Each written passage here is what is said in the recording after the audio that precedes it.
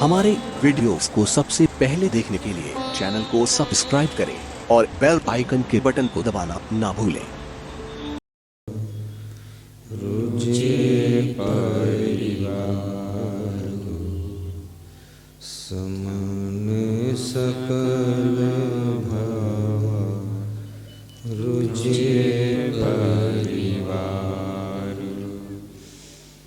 गुरु वैद्य रुज्योतिषी देव मित्र बड़राज इन्हें भेंट बिन जो मिले हो इन पूर्ण काज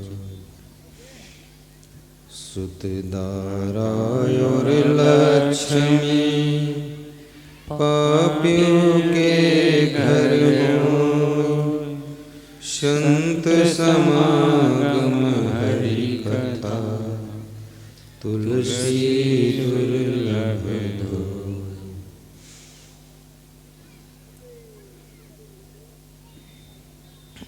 सत्संग की गंगा बहती है गुरुदेव तुम्हारे चरणों में सत्संग की गंगा बहती है गुरुदेव तुम्हारे चरणों फल मिलता है सब तीर्थ का फल मिलता है सब तीर्थ का कल्याण तुम्हारे चरणों में कल्याण तुम्हारे चरणों में सत्संग की गंगा बहती है गुरुदेव तुम्हारे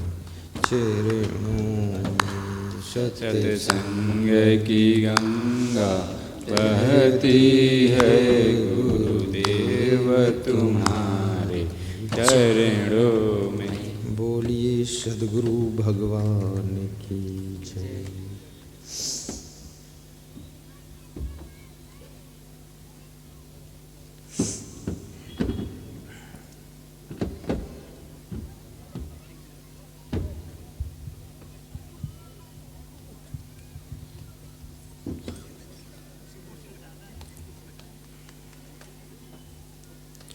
प्रातः स्मरणीय पूज्यपाद सद्गुरु श्री क्षमादेव जी की असीम अनुकंपा से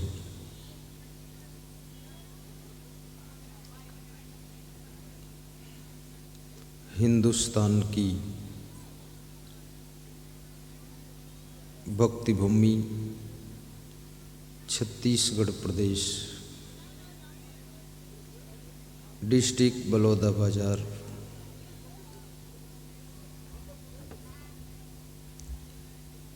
ग्राम सरखोर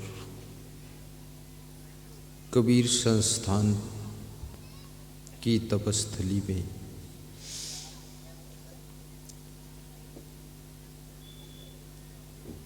समस्त भक्तों के सौभाग्य से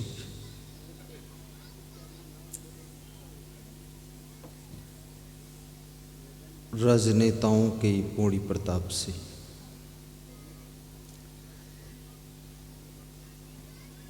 सुखद सत्संग ज्ञान यज्ञ एवं विशाल भंडारा का आयोजन संपन्न हो रहा है।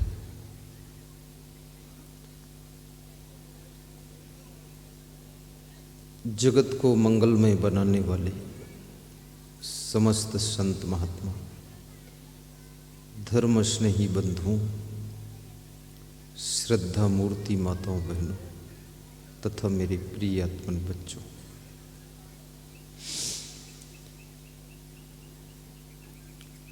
कार्यक्रम के मुख्य अतिथि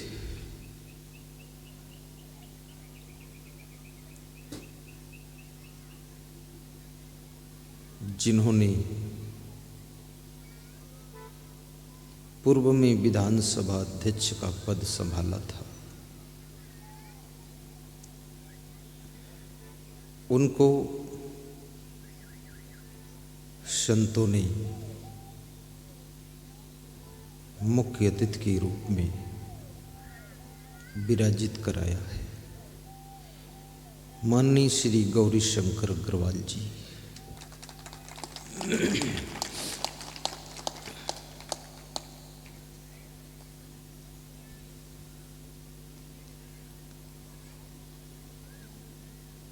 विकास की जीवित मूर्ति है वे। बहुत काम संतों और भक्तों के द्वारा ज्ञात हुआ कि छत्तीसगढ़ में जब उनकी सरकार थी, रोड और लाइट का बहुत काम करवाया है। उनको धन्यवाद देते हुए पूर्व विधायक भिलाई गढ़ के श्री सनम जांगड़े जी, बलौदा बाजार के नगर पालिका अध्यक्ष, लवन के नगर पालिका अध्यक्ष उपाध्यक्ष और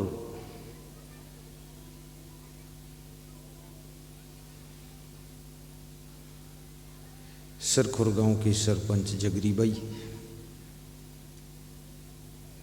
लवन से अनिल पांडे जी, दुर्गेश वाजपेयी जी, आजमगढ़ से उत्तर प्रदेश से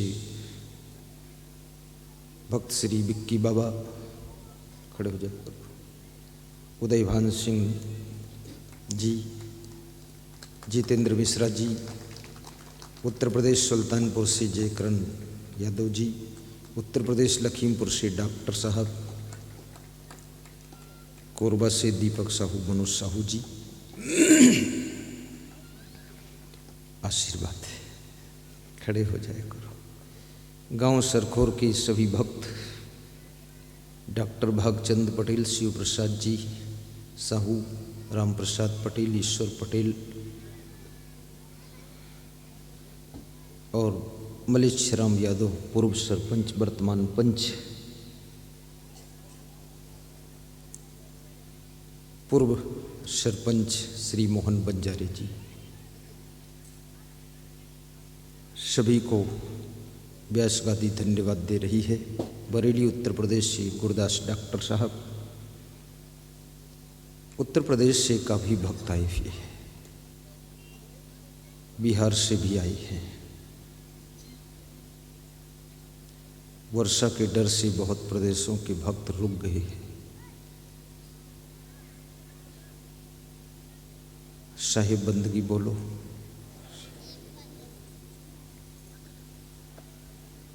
सत्संग का शुभारंभ करूं।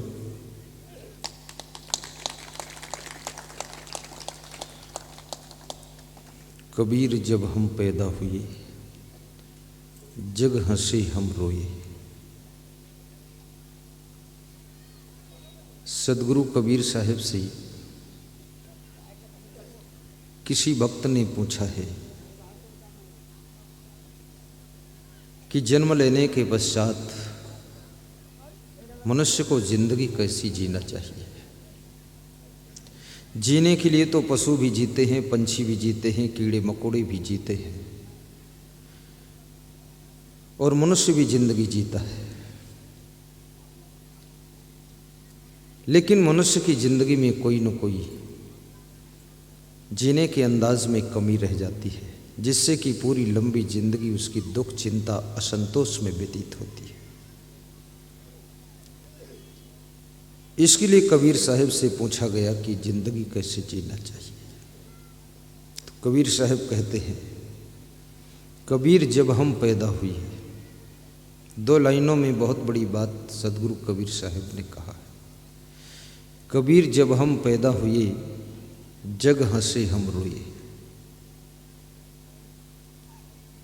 ऐसी करनी कर चलो, हम हंसे जग रोए, हम हंसे जग रोए। साहिब कहते हैं, जब तुम्हारा जन्म होता है तब तुम रोते हो,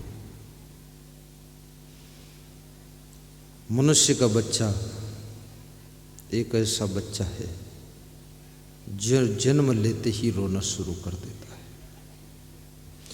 पशु पक्षी का बच्चा चुपचाप जन्म ले लेता है, रोता नहीं।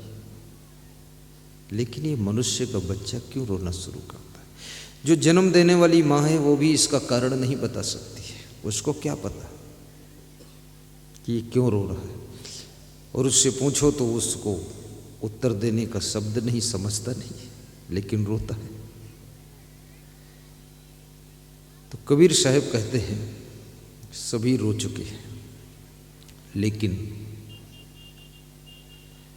जो जिंदगी रोने से प्रारंभ हुई है, तो क्या जिंदगी भर रोते रहोगे? क्या जिंदगी भर परेशान रहोगे? नहीं। लेकिन जिसकी जिंदगी का प्रारंभ बिगड़ गया है, अब उसका मध्य कैसे सुधारा जाए, उसका अंत कैसे ठीक किया जाए? क्योंकि इंग्लिश में कहावत है फर्स्ट इम्प्रेस लास्ट इम्प्रेस। शुरुआत अगर बिगड़ गई, किसी से आपकी भेंट हुई है और भेंट होते ही पहली बार में ही मैच नहीं हुआ, सेटल नहीं हुआ, तो वो जिंदगी भर सेटल होगा नहीं, क्योंकि शुरुआत बिगड़ गई। लेकिन जो बिगड़ी हुई शुरुआत के मध्य को सुधारने की कला जानता है, जो इसके अंत को परिवर्तन की कला जानता है, उसी का नाम इंसान है, उसी का नाम मनुष्य है, जो अपने आप को भी बदल देता है, दुनिया की व्यवस्था को भी बदल देता है और अपने साथियों को भी बदलता है। बदलने की कला जिसमें है और खुद को बदल सकता है, वो फिर अपने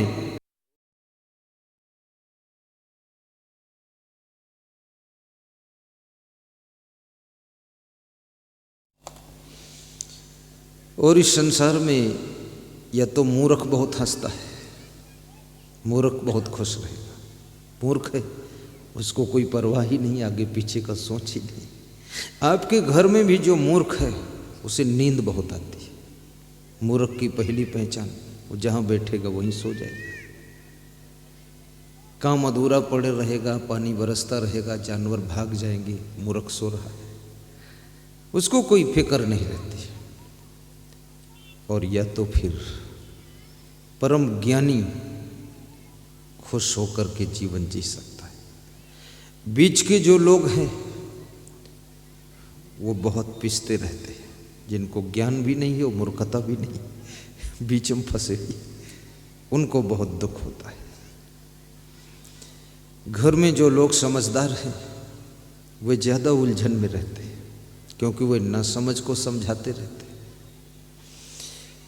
और नासमझ जो है उसको उलझन ज़्यादा नहीं रहती, क्योंकि वो कुछ समझता ही नहीं, तो उलझने का सवाल ही नहीं। और तुम बार बार उससे कहते हो समझे कि नहीं समझे, तो मुस्करा देता है। और वो ये भी सोचता है अगर समझ जाएंगे तो कल किसको समझाओगे, इसलिए जिंदगी भर समझाओ, जिंदगी भर नहीं समझूंगा, ना समझ बना रहता है। कितनी स्त्रियां अपने अपने पतियों को समझाते समझाते थक गई हैं, अब मौन साध लिया कि नहीं सुधरने वाला। कितने सास ससुर अपनी बहू को संभालते संभालते थक गए, आखिर बेकंट्रोल हो गई तो छोड़ दिया उन्होंने। कितनी बहुएं अपने सास ससुर को समझाते समझाते परेशान हो गई, सास ससुर आपस में लड़ते रहते। जिस समय शादी होती है, पति पत्नी में जो लगाव भाव होता है, ज्यों ज्यों टाइम बीतता है भाव कम होता जाता है। क्यों? क्योंकि अहंकार बढ़ता चला जाता है, गलतियां अधिक होने लग जाती है। और जितना अधिक आपके साथ में जो व्यक्ति रहता है, यदि उसके पास विवेक नहीं है तो आपके साथ में उसका व्यवहार बिगड़ जाएगा, बातचीत बिगड़ जाएगी, उठना बैठना बिगड़ जाएगा। इसलिए विचारकों ने कहा है परिचय तो कीजिए, लेकिन अति परिचय मत कीजिए। अति परिचय में झंझट शुरू हो जाता है, फिर निंदा बुराई शुरू हो जाती है। फिर लोग कहने लग जाते, अरे उनको देख लिया, कुछ भी नहीं, सब बेकार है। और कितने लोगों की आदत ही है निंदा करने की। जो चाहते थे वो मिला नहीं, और जो नहीं चाहते थे वही मिला है। और जो चाहते थे उनको नहीं मिला, दूसरे को मिल गया तो उसकी निंदा करते रहते। और निंदा करने से जिसकी तुम निंदा करते हो उसी का प्रचार बढ़ रहा है। इसलिए बहुत बुद्धिमान व्यक्ति उस नाम ही नहीं लेता किसी का, लेकिन जिसके पास कम बुद्धि है वो बार बार उसी का नाम लेता रहता है। और एक विचारक ने कहा है कि यदि मेरी कोई निंदा करता है तो भी मैं उसको धन्यवाद देता हूँ, क्योंकि कम से कम मेरा नाम ही तो याद कर रहा है। उन गुलों से खार अच्छे जो कि दामन थाम लेते हैं। कोई उबना डूबना मत, ये मत सोचना कि बहुत लंबा सत्संग चलेगा, थोड़ा ही चलेगा, इसलिए धैर्य बांध कर बैठो। और घर तो पहुंच ही जाओगे। घर तो बैल को कहीं छोड़ दो वो भी अपने घर पहुंच जाता है, तुम्हें क्या टेंशन। तुम अपने घर के कुत्ते को कहीं छोड़ आइए बलौदा बाजार, तुम बाद को पहुंचोगे, पहले आ जाएगा। तो कितने लोगों को टेंशन है कि शाम हो रही, घर पहुंचेंगे कि नहीं पहुंचेंगे। बिल्कुल पहुंच जाओगे, क्योंकि दूसरा आदमी अपने घर में घुसने ही देगा। क्यों घुसने देगा? तो अपने घर में ही तुम जाओगे। इसलिए धैर्य से बैठे रहो। घर जाने की फिक्र छोड़ो, सब्जी खरीदने की फिक्र छोड़ो। आज दाल रोटी खा लेना, खाना ही मत, यहीं आश्रम में खा लेना, बहुत बड़ा भंडारा चल रहा है। फिर से खा के जाओ, शाम को भी माल छपो, साहिब बंदगी बोलो। उन गुलों से खार अच्छे जो कि दामन थाम लेते। खार किसे कहते हैं? खार कांटों को कहते हैं। कटीली झाड़ियों में तुम निकलो तो आपके कपड़े कहीं ना कहीं फंस जाएंगे, और कपड़े फंस जाएंगे तो आप रुक जाएंगे, और रुक जाएंगे तो फंसा हुआ कपड़ा कांटा से छुड़ाएंगे, और छुड़ाएंगे तो 1-2 मिनट टाइम लगेगा आपको। तो कवि कहता है गुल माने फूल होता है, उस फूल से तो ये कांटे अच्छे हैं। जिस फूल के पास तुम निकलो, फूल का सौंदर्य, फूल की सुंदरता, फूल का आकर्षण, फूल की खुशबू आपको 1 मिनट अगर देखने के लिए वो फूल रोक न ले, सूंघने के लिए रोक न ले, तो उस फूल से तो कांटे अच्छे हैं। जो कि कम से कम उनके पड़ोस निकले तो कपड़े फंस गए, तो छुड़ाने में 1 मिनट लग गया, तो रुके तो सही। तो उन फूलों से कांटे अच्छे जो कि दामन थाम लेते हैं। उन दोस्तों से दुश्मन अच्छे जो कि जल कर भी तो नाम लेते हैं, जल कर भी तो नाम लेते हैं। वो दोस्त किस काम के? जो कभी आपको याद ना करें, खाली लिस्ट में जगह बनाए हुई है। अभी माननीय गौरी शंकर अग्रवाल जी कह रहे थे कि जितने इस क्षेत्र के उनके साथी लोग हैं, उनके मित्र हैं, उनके सहयोगी हैं, 10 मिनट पहले उन्होंने सूचना प्रसारित किया कि मैं सरखोर आश्रम पहुंच रहा हूं, सब आ जाओ। तुरंत 25-30 लोग आ गए। इसको मित्र कहते हैं, ये दोस्ती है। बहाना कर ले कि वहाँ फंसा हूँ, वहाँ गया हूँ, और बैठा बाथरूम में है, बता दे हम अभी रायपुर में, तो वो दोस्त नहीं है। और कितने दोस्त ऐसे भी होते हैं जो आपके मुंह के सामने आपकी प्रशंसा करेंगे और पीठ पीछे आपकी बुराई करेंगे, पीठ में छुरा भोंक देंगे। ऐसे दोस्तों को कैसे त्याग करना चाहिए? चाणक्य ने बताया है, परोक्षे कार्यहंतारम प्रत्यक्षे प्रियवादिनम वर्जे तादृशम मित्रम विषकुंभम पयोमुखम।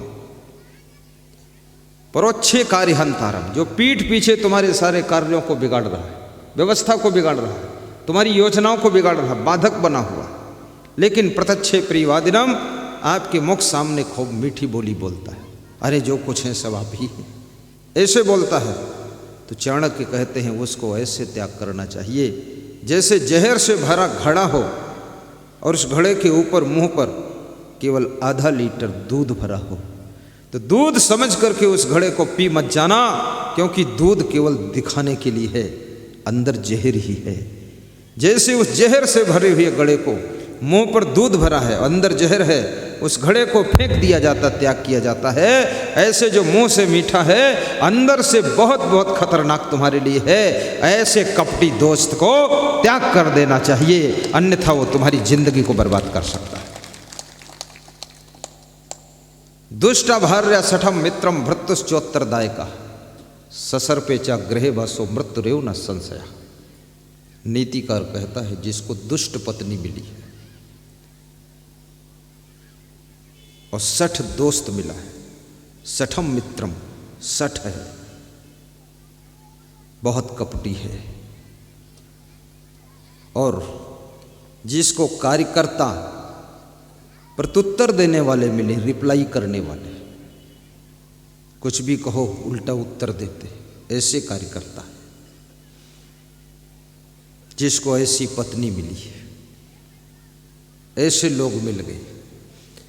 ससर्पेचा गृहे वासो, और जिस घर में तुम सोते हो, जिस कमरे में सोते हो, उसमें सांप भी रहता है, जहरीला सांप, काला सांप। चाणक्य कहते हैं उस आदमी की मृत्यु में कोई संदेह नहीं। क्यों नहीं संदेह है? अगर दुष्ट स्त्री के आचरण से बच गया तो कपटी दोस्त से मारा जाएगा, और उससे बच गया तो ये कार्यकर्ता जो बार बार रिप्लाई करते हैं, प्रत्युत्तर देते, बात लड़ाते हैं, इनकी टेंशन चिंता में मर जाएगा।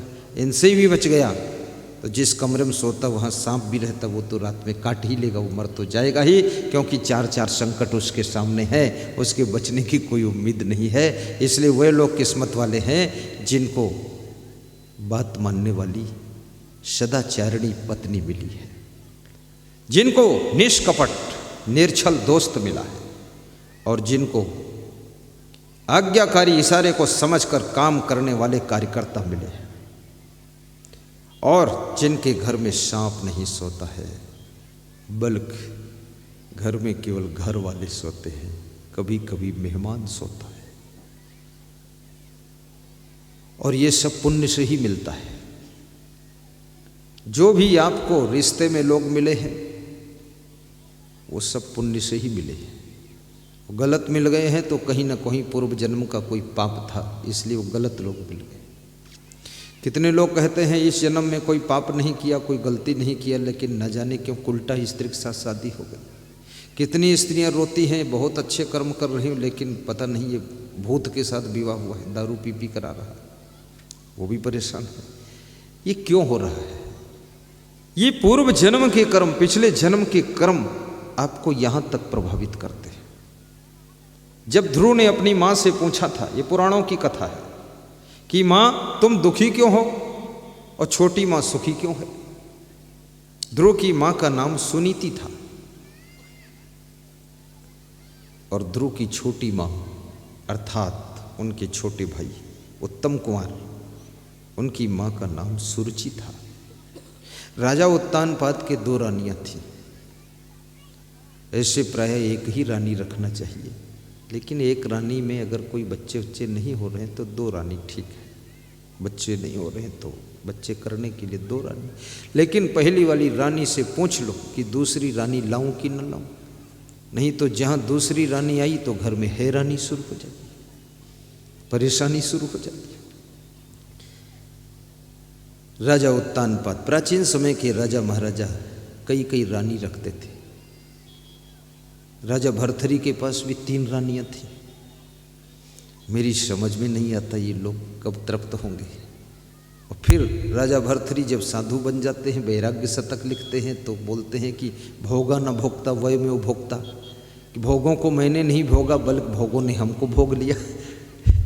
तब ज्ञान हुआ जब भोग लिए गए, हाथ जल गया, तब पता चला कि आग जलाती भी है। भोगा न भोगता वय में भोगता।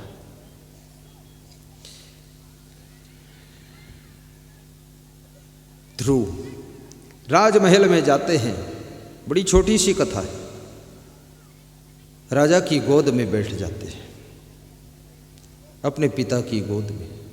उसी समय छोटी रानी आती है, ध्रुव का हाथ पकड़ करके गोद से खींच करके महल से बाहर झटक कर देती है और कहती है, बैठन को नृप गोद में लिखा होत तो कर्म। तो सुनीति तो सुरुचि के गर्भ से काहक लेती जन्म। तो सुनीति के द्वारा तुम्हारा जन्म क्यों होता? मेरे गर्भ से पैदा होते अगर राजा की गोद में बैठना था तेरे को। तो ध्रुव क्या कहते हैं, जो कुछ लिखा ललाट में सो हो वही परिणाम। और ध्रुव भी ज्ञानी था, 5 साल का बच्चा लिखा, जो कुछ लिखा ललाट में सो हो वही परिणाम, और चाहे परे घर रंग के चाहे महीपति धाम। आज आपके देश के जो प्रधानमंत्री हैं, कितने लोग उनका नाम जानते हैं? क्या नाम है? बोल दो ना फिर। नाम बोलना भी लोग जानते नहीं, पूरा पूरा घबरा। नरेंद्र दामोदर दास मोदी, ये पूरा नाम है। गुजराती है, बाप का नाम साथ में बोला जाता है।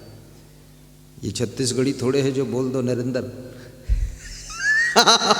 और फिर देश के प्रधानमंत्री हैं तो बोलना पड़ेगा माननीय प्रधानमंत्री श्री नरेंद्र दामोदर दास मोदी, यही नाम है ना? हाँ, ये पूरा नाम बोलो।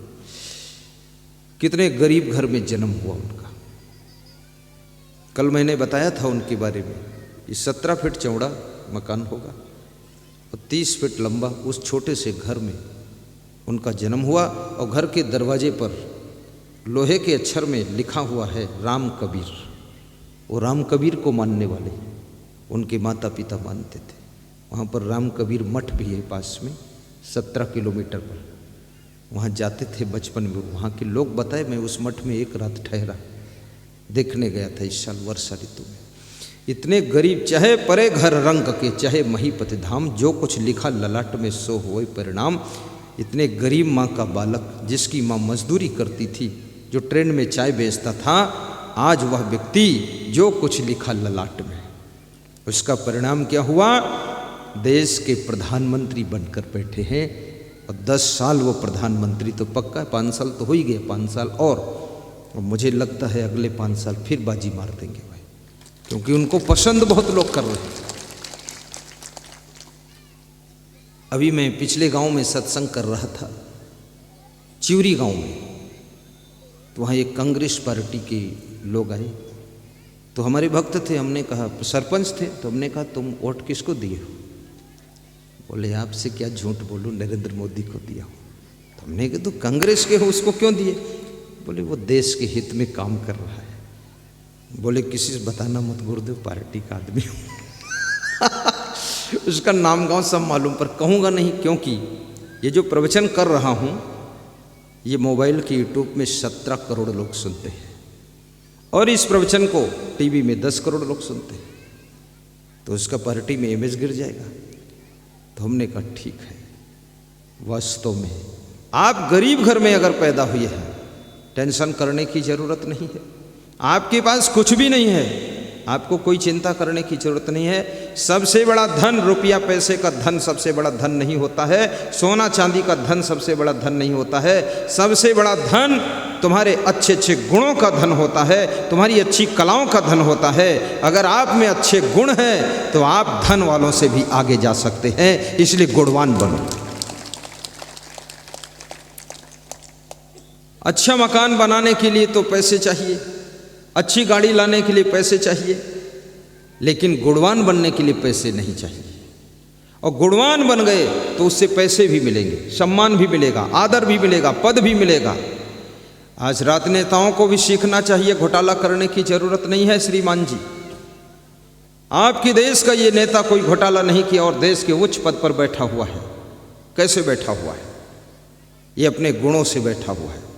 आप जिम्मेदारी का गुण पैदा कीजिए, सहनशीलता का गुण पैदा कीजिए, नम्रता का गुण पैदा कीजिए, और आप मेहनत करने का गुण पैदा कीजिए, गम खाने का गुण पैदा कीजिए, और बोलने की कला का गुण पैदा कीजिए। सफलता आपके चरण चूमेगी, तुम जिधर जाओगे सफलता उधर जाएगी। बात प्रधानमंत्री की नहीं है, आपकी जिंदगी में यही बात है। आप दुकान खोलते हैं, दुकान कितनी अच्छी आपकी, बड़ी स्टैंडर्ड दुकान, सामान खूब भरा हुआ, लेकिन तुम्हारा स्वभाव अच्छा नहीं। जो ग्राहक आता है उससे कुरमुराते हो, जो ग्राहक आता है आंख घुड़कते हो, जो ग्राहक आता है ऐंठ रखते हो कि मैं सेठ जी हूँ, तो ग्राहक भी सोचता है अपन लड़ने के लिए नहीं आए हैं, अपन तो सामान लेने आए हैं। दूसरी जगह चलो, इस घमंडिक चक्कर में क्यों पड़ोगे। अभिमान मनुष्य को नीचे गिराता है, नम्रता नीचे से ऊपर उठा लेती है। हनुमान जी के पास में नम्रता थी तो राम ने उनको गले लगा लिया। रावण के पास में अभिमान था तो भगवान श्री राम ने रावण का गला काट दिया। याद रखना, नम्रता बहुत बड़ी शक्ति है और प्रसन्नता बहुत बड़ा आकर्षण है। प्रसन्न रहकर तो देखो, तुम खुश, कहीं सड़क किनारे खड़े हो जाओ, खुश होकर तो देखो। मैं फरीदाबाद में सड़क किनारे खड़ा था, मेरी गाड़ी आगे मुड़ने गई थी तो खड़ा था, तो एक बहुत मोटे मोटे टायर की गाड़ी आई, उसमें टायर बहुत मोटे थे, पहली बार देखा इतना मोटा टायर। तो मेरे साथ एक छोटा सन था, प्रवीण दास महाराज, वो बोला गुरुजी ये गाड़ी देखो कैसे। तो हम भी ऐसे हाथ किए, हमने कहा ये तो बहुत गजब की गाड़ी है। तो ऐसे हाथ किया और मैंने कहा गजब की गाड़ी है, और मुस्कराया प्रसन्नता से।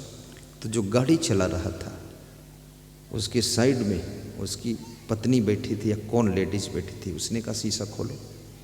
गाड़ी रोका, बात किया मुझसे कि तुम भजन कीर्तन करते हो, संत हो? हमने कहा हाँ। बोले दान लेते हो? हमने कहा हाँ। तो उसने उस लेडीज से कहा कि दान दे दो। तो मैंने सोचा देगी 100-200 रुपये, 500। उसने 11,000 गिनकर दे दिया। हमने कहा मुस्कराने का 11,000 मिलता है। फिर वो उतर कर आया, जो गाड़ी चला रहा था पीछे से, हमारे साथ संत भी थे, उतर कर आया, अपना एड्रेस कार्ड दिया, एक कैसेट दिया और कहा मेरा नाम दलेर मेहंदी है, आप लीजिए गुरुदेव, अब घर आना मेरे तो 11 लाख दूंगा। आज तक घर ही नहीं गया उसके, वो कार्ड भी खो गया, एड्रेस खो गया, पता ही नहीं चला। साधु का मामला क्या ठिकाना, सब खो खा के खत्म। लेकिन आप प्रसन्न रहोगे, खुश रहोगे, लक्ष्मी तुम्हारी तरफ खिंचती हुई चली आई। अपने घर में कभी प्रवेश करो, आपकी गृह लक्ष्मी, आपकी पत्नी जब मिले तो आप थोड़ा सा मंद मंद मुस्कुरा कर मिलिए। अगर गृह लक्ष्मी खुश है तो ये धन लक्ष्मी भी आपके घर में डेरा डालेगी। और जिसकी गृह लक्ष्मी घर के कोने में बैठकर पुनक पुनक कर रोती रहती है तो धन लक्ष्मी भी रूठ कर रातों रात चली जाती है, वहां दरिद्र आकर के बैठ जाता है। इसलिए स्त्रियों को भी चाहिए थोड़ा सहनशीलता रखे, छोटी छोटी बात में रोना धोना, हा हा वो हो ये हो मत करे, नहीं तुम तो उसी घर में रहोगी पर धन लक्ष्मी चली जाएगी। रोने धोने की आदत छोड़िए।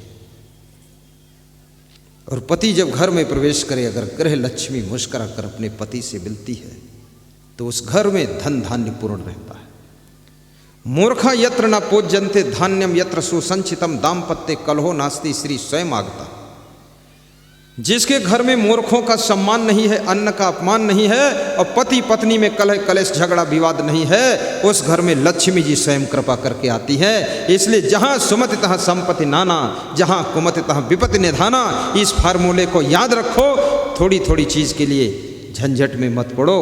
और याद रखना, बेईमानी करने वाले लोग कभी सुखी नहीं रहते हैं, छल कपट करने वाले लोग कभी शांति नहीं पाते हैं, और अपने आप को बहुत खिलाड़ी समझने वाले लोग और घर वालों को ही ठगने वाले लोग कभी जिंदगी में चैन नहीं पाते हैं। इसलिए ये ठग विद्या छोड़ो। कबीर साहब कहते हैं ठगना ही है, ठग बनना है अगर तो ऐसे ठग बनो कि आपका जो मन है ये इतना बड़ा ठग है, ये मन सबको ठगता है, तुम मन रूपी ठग को ठगना सीखो। ये मन कितना बड़ा ठग है। ई मन चंचल ई मन चोर ई मन शुद्ध ठगहार, मन मन करते सुर नर मुनि जहड़े मन के लक्ष्य द्वार। इस चंचल मन ने इंद्रदेव को भी ठग लिया था। भेष बदल करके गौतम ऋषि के यहाँ प्रवेश हुए थे। इतना ठगहार है, ये कितने साधुओं को भी ठग लेता है। लंगोटी उंगोटी इधर उधर करके कुछ गड़बड़ हो जाता है। और ये मन चंचल कितने नेताओं को भी ठगता है। कभी लोभ का रूप बनाकर आता है, ठग लेता है, कभी काम वासना का रूप बनाकर ठग लेता है। ये मन रूपी ठग इतना खतरनाक है, जो इस मन ठग से बच गया, याद रखना वो दुनिया में चमकता हुआ सितारा बनता है। थोड़ा जोरदार ताली बजाया करो, डर किस बात का है। इधर शिवनाथ नदी है, आखिरी में कूद जाना, उसी में स्नान कर लेना। हाँ, तुम लोग इतना दुबक के रहते हो। कबीर साहब से किसी भक्त ने पूछा कि भजन क्या चीज है, भजन कैसे करूं? तो कबीर साहब कहते, मन की तरंग मार लो बस हो गया भजन, आदत जरा सुधार लो बस हो गया भजन। ये केवल साधुओं के लिए नहीं है, केवल भक्तों के लिए नहीं है, ये सबके लिए XYZ ये फॉर्मूला लागू हो जाता है। क्योंकि आप राजनीति में काम करते हो, जिस पार्टी में रहते हो, वहां कहीं तुमको टिकट नहीं मिला या कुछ बात हो गई, तुम्हारे अनुकूल नहीं हुआ, तो मन आपका चंचलता करता है कि पार्टी छोड़ दूं, दूसरी पार्टी में चला जाऊं, ये कर दूं, वो कर दूं, नई पार्टी खड़ी कर दूं। लेकिन ये मन की तरंगों के कदम मत उठा लेना, क्योंकि जिस पार्टी को छोड़कर जा, अपने घर में भले ही तुमको खिचड़ी खाने को मिले, लेकिन वो फिर भी आपको अपना मान करके खिचड़ी खिलाई जाएगी। और दूसरे के घर में खीर खाने को भी मिल जाए, फिर भी उसमें कभी कभी जहर भी मिला दिया जा सकता है, क्योंकि कभी ना कभी उनके विरोधी थे आप। राजनेता को भी संतोष और तसल्ली होना चाहिए। जहां पर अपना नेपाल बॉर्डर पर आश्रम है लखीमपुर खीरी में, वहां एक नेता रहते हैं, तो उनको 15-20 साल कोई टिकट उकट मिला ही नहीं, लेकिन वो आराम से शांति से, अचानक टिकट मिला और सांसद बन गए, मेरे आश्रम आए। तुमने कहा आपका तो नाम ही नहीं सुना था, कहीं कहाँ डुबकी मार गए थे? बोले पार्टी ने सेवा का मौका नहीं दिया, 20 साल बाद दिया। तुमने कहा 20 साल में इधर उधर विचलित नहीं हुए?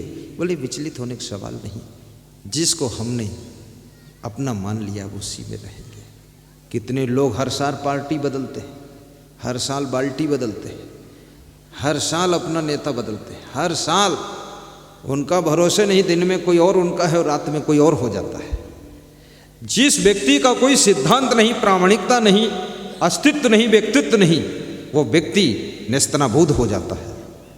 और याद रखना, आपके घर में कोई स्त्री है, उसका घर में बहुत सम्मान है, लेकिन वो बार बार नखरा करके भाग जाए घर से, तो जितनी बार भागेगी उसका सम्मान खत्म होता चला जाएगा। इसलिए जो बुद्धिमान स्त्रियां हैं, खटर पटर कितना ही हो, रहेंगी उसी घर में, लहंगा उठाकर मायके नहीं भागेंगी, क्योंकि जानती हैं मायके में गुजर होने वाली नहीं है, वहां भाभी बैठी है, वो भड़भूजा कर देगी, वो कौन शांति देने वाली। ये आपका घर है, यहां पर गम खाकर रह लो, समता सुमत से रह लो, साहिब बंदगी बोलो। बस समापन की ओर जा रहा हूं। मन की तरंग मार लो, गाओ सब साधु गाओ। बहुत अच्छा, सब नेता भी गाएं और तरंग मार कर जाए, विचलित नहीं होना है। अभी मैं यहाँ के सांसद थे गुहाराम अजगल्ले, उनको जानता हूँ। बीच में उनका 10-5 साल टिकट कट गया, लेकिन वो धैर्य से जमा रहा, फिर मिल गया। मुझे कल पता चला वो सांसद बन गए। आपको भी मैं कहूँगा, आप अपने परिवार से जुड़कर रहो। भाई कितना ही आपका साधारण हो, लेकिन भाई तो भाई है। अगर भाई को लात मार दी है आपने, तो घर का भेदी लंका ढावे, वो विभीषण वाली कथा है, वही होने वाला है। लेकिन याद रखना, अगर भाई ने तुम्हारा कुछ भी नहीं बिगाड़ा है और फिर भी भाई के ऊपर तुम आक्रमण कर रहे हो, तो इस मूर्खता में तुम खुद बर्बाद हो जाओगे। मन की तरंग मार लो, बस हो गया भजन, आदत जरा सुधार लो। आरती पहुंचा दो। आदत जरा सुधार लो, बस हो गया भजन, आदत जरा सुधार। आदतें मनुष्य को कमजोर करती हैं, आदतें आपको गुलाम बनाती हैं, आदतें आपको सेंट्रल जेल की तरह बंद कर देती है अपने चंगुल में। किसी आदत के गुलाम मत बनिए। मांस, मछली, अंडा, नशा, शराब, जुआ, बीड़ी, सिगरेट, गांजा, चरस, तंबाकू, गुड़ाखू, एक घिसना पिसना बंद कर दीजिए। याद रखना, बचपन में कोई नशा नहीं करते थे, आपके चेहरे की चमक कैसी थी सोचिए। ओंठें भी लाल लाल तुम्हारी दिखाई देती थी। ज्यों ही उम्र बढ़ी, दुनिया भर का नशा तुमने शुरू कर दिया। काली काली ओंठें हो गई, चेहरा भी धीरे धीरे काला कलूटा हो गया। अब नाम तुम्हारा कल्लू राम रख दूंगा, और क्या करूं। ये सब क्यों खाते हो अलवा जलवा चीजें फालतू? अगर तंबाकू खाने से ही सब कुछ होता तो दाल भात क्यों खाते हो? फिर तंबाकू ही खा लो पूरा। और गांजा पीने से ही काम चल सकता तो पानी क्यों पीते हो? और भांग खाने से तुम्हारा सब काम चल जाएगा तो फिर गोल गोल भजिया और टमाटर की चटनी क्यों खाते हो? शराब पी करके कोई महान बन नहीं सकता, जुआ खेल कर कोई धनवान बन नहीं सकता, शराब पीकर कोई बलवान बन नहीं सकता, जुआ खेल कर कोई धनवान बन नहीं सकता। अटल सत्य नियम है इस धरती का, बिना गुरु कृपा के कोई महान बन नहीं सकता, महान बन नहीं सकता।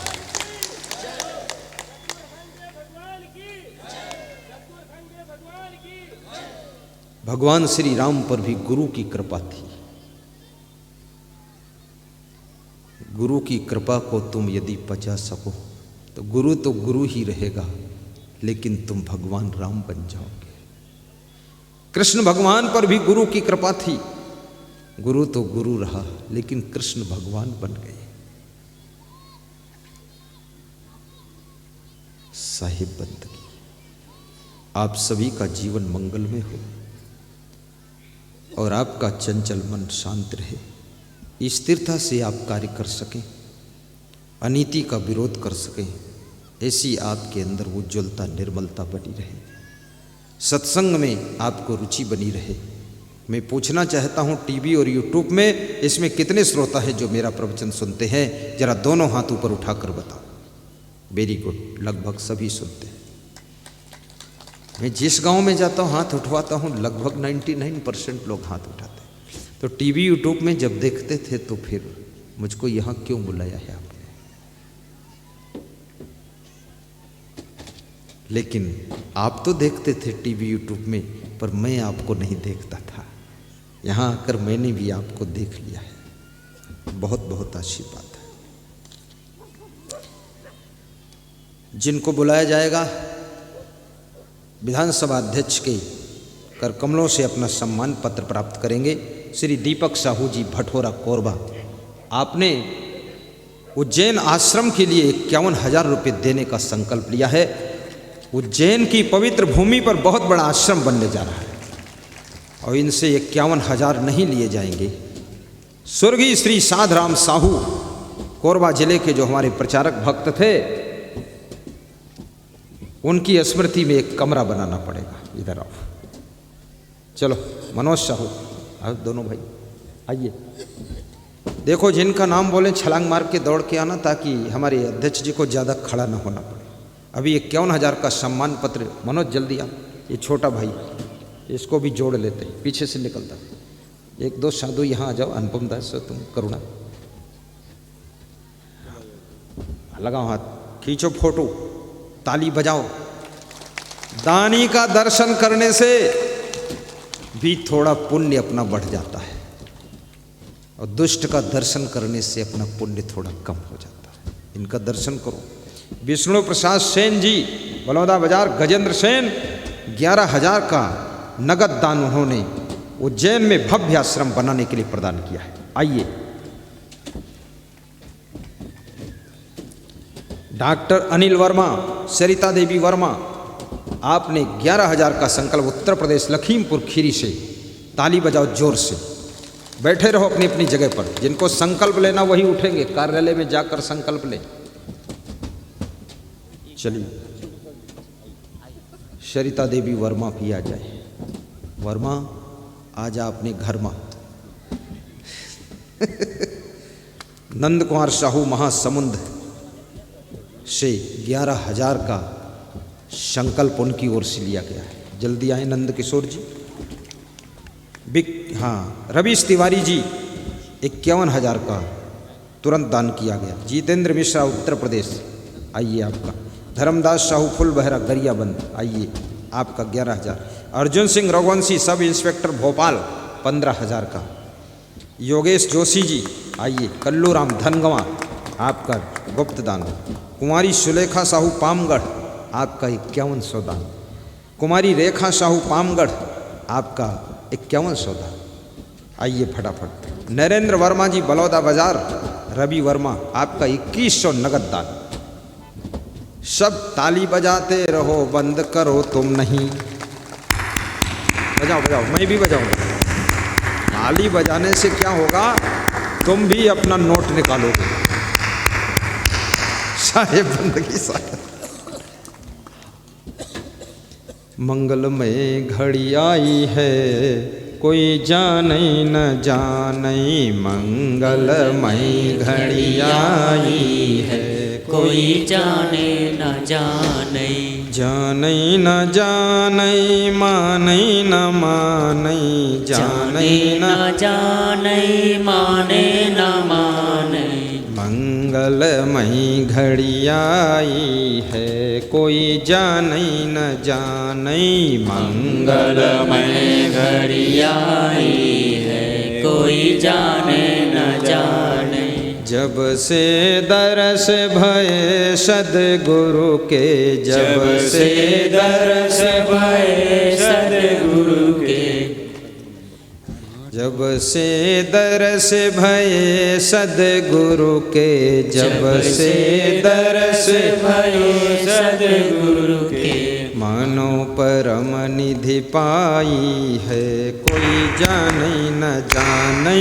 मानो परम निधि पाई। क्या सौभाग्य है, कोई दानियों को विधानसभा अध्यक्ष के द्वारा सम्मानित किया गया है।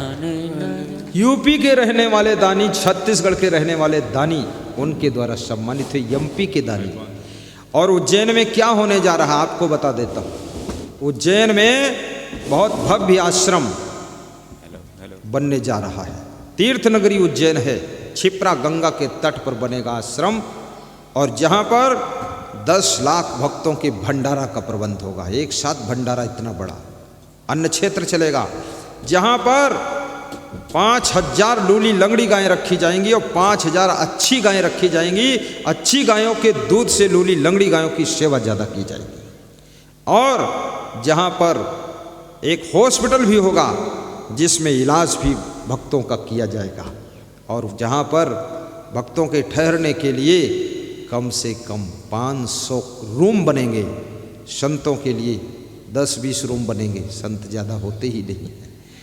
और साथ में जहाँ पर एक साथ 10 लाख लोगों के प्रवचन सुनने के लिए टीन शेड का मंडप बनेगा।